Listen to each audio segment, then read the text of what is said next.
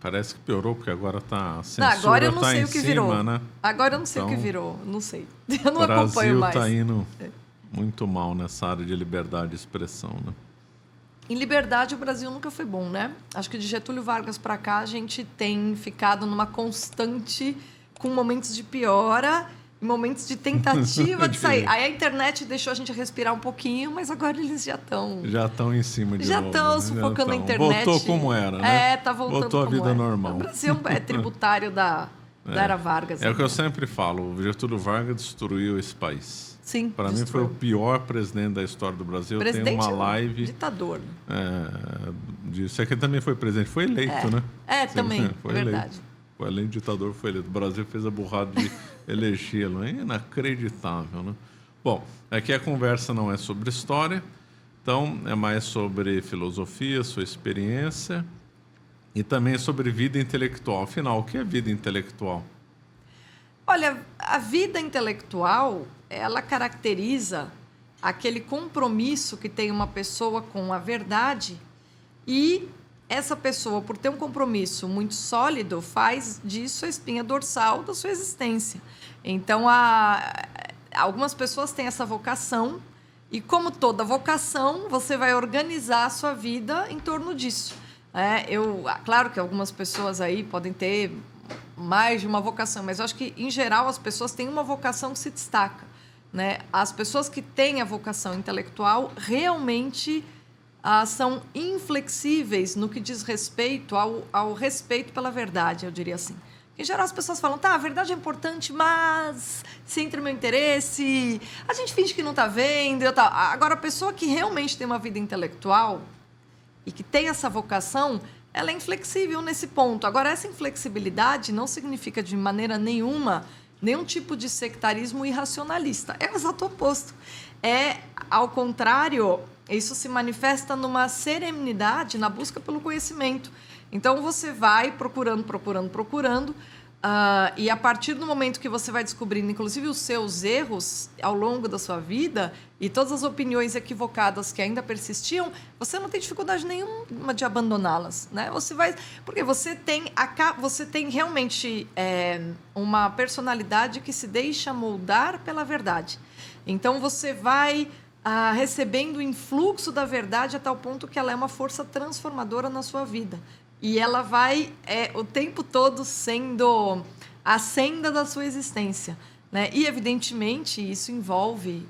isso se dá em várias áreas, mas isso acaba envolvendo leitura e escrita, porque uma pessoa que tem essa busca, a maior realização dentre as grandes realizações que ela pode ter, além de, por exemplo, ser um professor, a escrita acaba sendo, porque quem encontra algo vai compartilhar. Você compartilhar a verdade é parte disso. Daí que as realizações dessas pessoas são realizações espirituais, né? No campo das artes, que eu falo da poesia, da literatura, no campo da história, no campo da filosofia. Tá? Então, a vida intelectual abrange, evidentemente, uma gama de realizações distintas, mas o tipo humano que se encaixa ali é meio que parecido. Como é que a pessoa conseguir ter uma vida intelectual? Eu acho que a pessoa tem que querer. Essa pessoa tem que querer. E querer lidar com a verdade não é fácil. Para começo de conversa, você vai ter de o tempo todo fazer exame de consciência sincero todo dia. Exame de consciência sincero todo dia, mas não é todo mundo que aguenta, porque aquilo vai te transformando. Quanto mais você vai descobrindo, quanto mais você vai entrando em contato com a verdade, você tende a colocar em questão alguns comportamentos seus. Você tende a questionar se você estava vivendo corretamente até então. Você fala, não, peraí, a verdade sobre a realidade é essa. Então, eu estava vivendo de uma maneira equivocada, deixa eu me acertando aqui. Então, eu acho que a dimensão existencial de qualquer pessoa que tenha vocação intelectual, ela é difícil. E se a pessoa realmente não tem uma vontade firme e forte, ela vai ter o verniz da vida intelectual, né? Que é saber, assim, recitar Rimbaud, saber de cor uns sonetinhos, entendeu?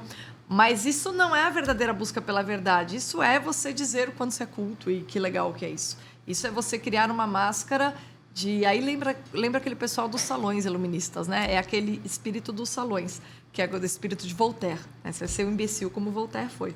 Imbecil no sentido de... era um propagandista, era alguém que não tinha profundidade nenhuma. A obra do Voltaire é rasa. Mas ele era, puxa, que erudito, que letrado e tal. Ele tinha o conhecimento verniz, decorava uma Vernizinho, coisa aqui. E escrevia magnificamente assim. Bem, né? A ponto de ele ter... Agora eu estou trabalhando a monodologia com os meus alunos de filosofia moderna. E eu falei para eles, eu quero que vocês leiam o Cândido. Porque vocês vão ver, o Cândido foi um best-seller. E o Cândido é uma destruição da reputação do Leibniz, da filosofia do Leibniz. Assim, reduzir ao ridículo uma das coisas mais interessantes que foram escritas no século XVIII, que é a monodologia. Né? Que o Leibniz realmente é um filósofo, uma grande envergadura. Aí eu falei, vejam a mesquinharia do propagandista. Né? Nossa, aqueles iluministas eram péssimos, de horror. Nossa, mas eles escreviam muito bem, né? Não, eles tinham um poder só, retórico, né? Mas a retórica não basta, né? Não basta, mas a retórica engana. E por isso que eu digo, as pessoas que ficam no verniz e acham que tem uma vida intelectual, elas são aquelas que fazem papel de idiotas úteis para os sofistas de ocasião, para os herdeiros de Protágoras, que sempre estarão aí enganando o trouxa, né? Sim, verdade. Quanto tempo a pessoa precisa ter para ter uma vida intelectual? Olha, eu tive uma turma recentemente de mentoria. E aí uma das aulas que eu dei para eles foi justamente sobre a paciência que tem de se ter. Né? Olha, quando a gente começa a estudar, a compreender e etc., você vai demorar um pouquinho até conseguir estabelecer relações e sentir que você está compreendendo as coisas. Você tem que primeiro semear a sua imaginação. Você tem que primeiro conhecer coisas, ter referências, as boas, as ruins, saber comparar quem vale alguma coisa e quem não vale. Isso leva pelo menos uns 5 anos. E assim, para você ler alguns autores, você já tem que ter educação literária. Então, por isso que você começa pela literatura. E dá para começar na adolescência e tal. Mas pelo menos uns 5 anos. Aí depois mais uns 5 para você ir se situando. Eu acho que depois de 10 anos, a pessoa começa a fazer as primeiras ligações. Fazer o que eu chamo de primeira semeadura, primeira colheita, né? A primeira colheita. Você semeou e você vai regando. Depois de uns 10 anos, você começa ali a colher alguma coisinha.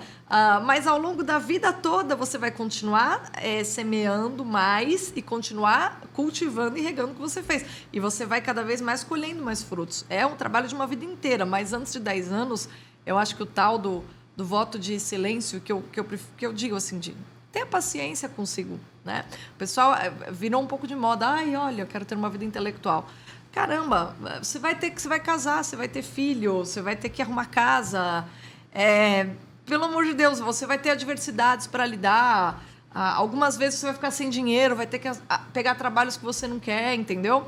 A coisa não vai ser ideal e regular, né? Como alguns grandes intelectuais que tiveram vidas devotadas a isso tinham, mas mesmo nos conventos, tá? Se você pega uns religiosos que têm a possibilidade de ter vida intelectual, eles trabalham pra caramba.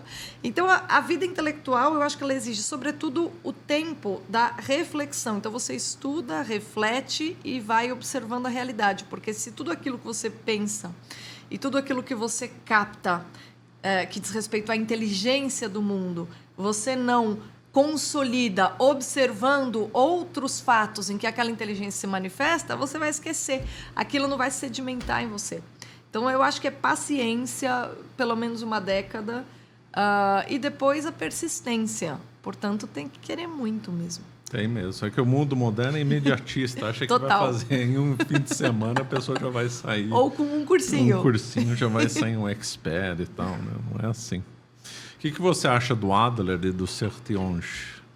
Eu acho que ambos são maravilhosos. Eu acho que um dos melhores livros sobre Aristóteles, quem escreveu foi o Adler. Inclusive, nesse meu projeto Ascensão da Inteligência, eu falei, caramba, se eu jogar os alunos direto nas categorias, eles vão sair correndo. Deixa eu dar para eles uma visão sistêmica de Aristóteles, para eles verem que vale a pena a gente ter paciência e vendo texto a texto, porque quando a gente for avançando, chegar na metafísica, chegar na ética nicômaco, você vai ter aquele vislumbre maravilhoso, né? Falei, mas deixa eu primeiro começar. E aí eu peguei o livro do Adler, dei 3 aulas sobre esse livro. Eu soube também que o meu colega, o professor de filosofia antiga do instituto onde eu dou aula, ele usou esse livro. Então, professores que realmente têm o interesse em familiarizar as pessoas com o pensamento de Aristóteles têm no Adler até hoje um aliado. Então, é um livro incrível. Acho que só por esse... Ele escreveu muita coisa boa, mas só por esse livro ele já merece todo o respeito. Sertiange é um homem inspirado, é uma inspiração. Eu acho que no começo do ano, eu dei uma aula magna numa instituição também, num seminário, no Maria Mater, e era justamente, ano vocacional, era sobre vida intelectual. E aí eu falei, eu não quero fazer uma palestra sobre o livro do Sertiange, então eu vou fazer uma aula, em que eu mostro como que alguns pontos, que são os principais do livro do Sertiange, marcaram minha vida, né? Porque, no final das contas, a vida intelectual é vivida, entendeu? É uma questão existencial. Então, você tem que dar um exemplo individual para a pessoa perceber de que maneira aqueles pontos realmente estão presentes. Você acaba de assistir um corte do Caravelas Podcast. Está aparecendo na tela o episódio completo e outro corte para continuar assistindo. Muito obrigado pela atenção.